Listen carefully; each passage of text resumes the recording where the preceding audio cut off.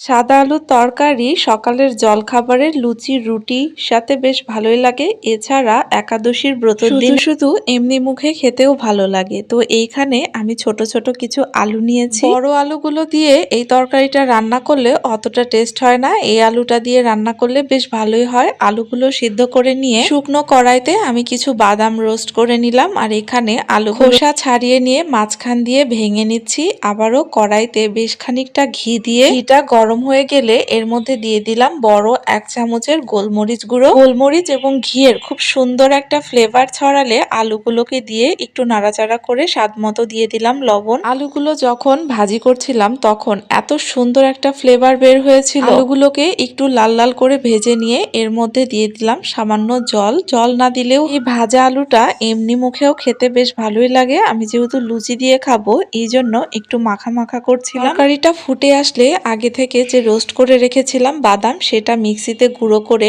এর মধ্যে দিয়ে দিলাম। বাদামের গুঁড়োটা দিলে তরকারিটা আরো একটু মাখা মাখা হবে। আর এখানে একটা বাটিতে সার্ভ করে নিয়েছি। মাত্র কয়েকটি উপকরণে চমৎকার এই রেসিপিটি খেতে দারুণ হয়।